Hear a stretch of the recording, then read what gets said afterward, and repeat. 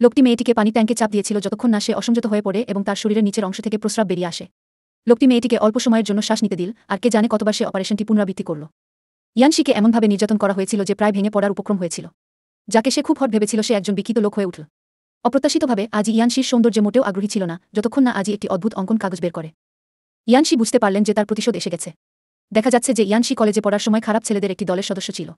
সে কয়েকজন গুন্ডাকে একটি ছেলের সাথে দুর্ব্যবহার করতে পরিচালিত করেছিল, যার ফলে ছেলেটি তার জীবন হারায়। ছেলেটি আর কেউ নয়, আজির ছোট ভাই ছিল।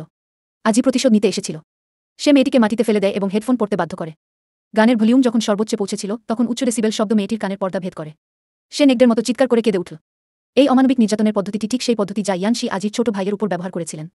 কিন্তু ইয়ানশিকে মাটিতে লুটিয়ে পড়তে দেখে আজির কোনো দজা হল না। একজন জি রেগে ইয়ানশির জামাকাপড় খুলে ফেললেন এবং ঠান্ডা জল দিয়ে তার পুরো শরীর ধুতে ফেললেন। ইয়ানশি ঠান্ডায় কাঁপছিল, কিন্তু পরের সেকেন্ডেই আজি তার উপর ফুটন্ত গরম পানি ঢেলে দিল। এই দ্বিগুণ আঘাতের উত্তেজনা ইয়ানশিকে সম্পূর্ণরূপে আত্মসমর্পণ করতে বাধ্য করেছিল, কিন্তু সে সত্য বলেনি। পরিবর্তে সে মিথ্যা বলেছিল যে সেই সময় তাকে দুজন গুন্ডা জিম্মি করে রেখেছিল, যে কারণে সে আজির ভাইকে ধমক দিয়েছিল।